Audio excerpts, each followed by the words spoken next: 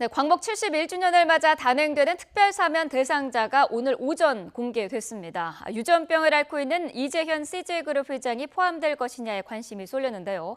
다양한 사회 이슈 백성문 변호사와 함께 짚어보겠습니다. 안녕하십니까? 네, 안녕하세요. 네, 자 먼저 이번 특별사면 대상에 이재현 회장이 포함이 됐어요. 사실 이번 특별사면의 가장 큰 주요 관심사가 이재현 CJ 회장이 포함되느냐 여부였는데 네. 문제가 됐던 게 원래 이재현 회장의 혐의와 관련해서 실형이 선고되고 네. 재상고까지 한 상황에서 이번에 특별사면 대상에 어찌 보면 포함되기 위해서 재상고를 포기한 거란 말이에요. 네. 그리고 얼마 전에 벌금도 다 냈습니다.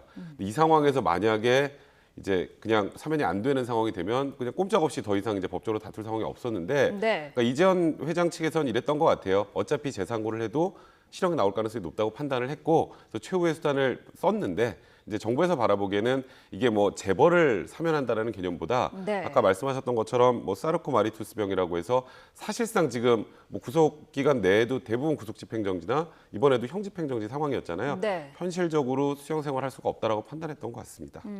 자, 그래서 지금 얘기가 나온 게 2년 6개월의 형량 가운데 실제로 수감 기간이 4개월 정도밖에 네, 안 됐단 그렇죠. 말이죠. 그 부분이 걸림돌로 작용하진 않을까 했었는데. 그러니까 그 부분이 걸림돌이자 특별사면의 가능성을 높여준 거예요. 양면성이 다 있어요. 지금 네. 말씀하셨던 것처럼 2년 6개월의 실형이 선고됐는데 국민들이 생각엔 아니 고작 4개월 살고 나머지 다 병원에 있었는데 네. 그럼 이거 사면해 주는 거는 결국 또 유전무죄, 무전유죄 아니냐라는 얘기가 있는 반면에 네. 오죽했으면 4개월밖에 못 살았겠느냐라는 것도 굉장히 큰 부분이에요. 어. 그리고 통상적으로 과거에 뭐 실제로 그런지 뭐 정확하진 않지만 대부분의 분들이 별로 안 아픈 것 같은데 휠체어를 타고 나오시고 이런 경우가 많이 있어서 네.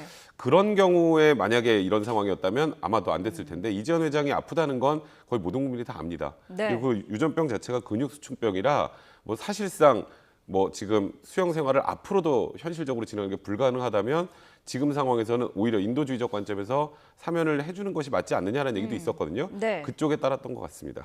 박근혜 정부 들어서 세 번째 사면이 단행이 되는 건데 과거와 비교해서 어떤 점이 좀 달라진 게 있나요?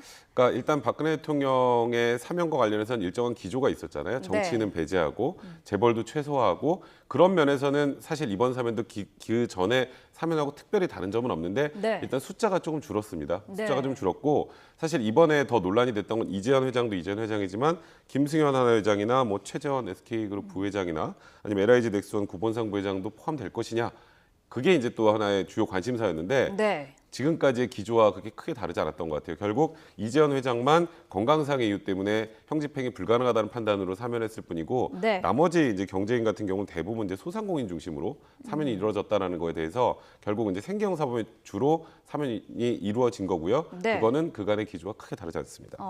말씀하신 대로 생계형 사범 위주로 이제 단행이 됐는데 그 규모는 좀 줄었다고요? 네, 그러니까 이번에 지금은 4,876명이죠. 네. 근데 그 전에 보면 2014년 1월에 설특별 사면이 5,925명이었고 지난해 8월 또 이제 광복절 사면은 6,572명이었으니까요. 네. 대략 한 1,000명 정도 평균적으로 줄었다고 봐야 될 것 같습니다.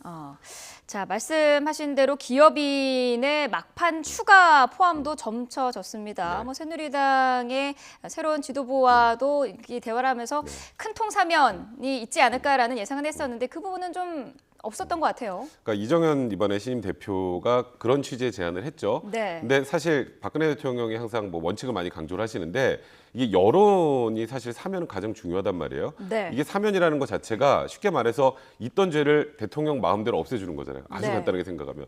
근데 돈이 많은 사람들은 그냥 들어가면 대부분 다 사면 복권되고 그거에 대한 서민들의 상대적 박탈감이 굉장히 심했기 때문에 네. 이재현 회장 같은 경우에는 건강상의 이유라고 뭔가 내세울 게 있지만 다른 분들은 특히 또 김승현 회장 같은 게 저번에 또 사면이 한번 됐었잖아요. 네. 그런 걸 다 고려할 때 나머지 이제 재벌과 관련해서는 사면에 전부 제외한 게 아닌가 그런 생각이 좀 듭니다. 어떻습니까? 경제 살리기라는 이유로 경제인에 대한 특별 사면이 이루어지는데 이게 실제로 경제 살리기 효과가 있습니까? 그러니까 김승현 회장 같은 경우에 작년에 이제 사면되고 이제 와서 경영일선을 복귀하면서 네. 사실 한화가 뭐 고용도 많이 늘고 투자도 많이 는 건 분명히 사실입니다. 네. 근데 이제 일반 국민들이 바라볼 땐 아니 그거 회장 없어도 충분히 할 수 있는 거 아니냐. 또 이번에 이재현 회장 같은 경우도 나오면서 이제 감사하다는 말씀과 함께 앞으로 또 경제 발전에 이바지하겠다는 취지 얘기를 했거든요. 네. 그러니까 실제로 눈에 보이는 그 정도가 그러니까 국민들이 바라보기엔 크지 않은 것 같은데 네. 일단 회사 입장에서는 어쨌건 CEO가 있는 것과 없는 것은 투자 규모를 결정하거나 대형 투자를 하거나 고용을 늘리는 게 한계가 있다는 입장이기 때문에 그건 양쪽의 시각이 조금 다른 게 아닌가 생각이 드네요. 네.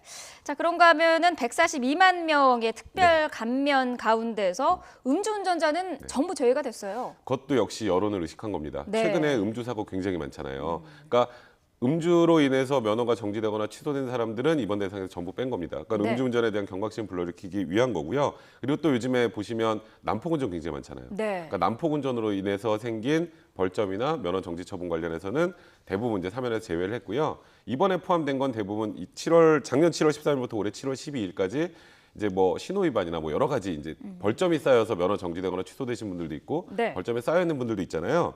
근데 벌점만 쌓여 있는 분들은 이번에 벌점이 다 없어집니다.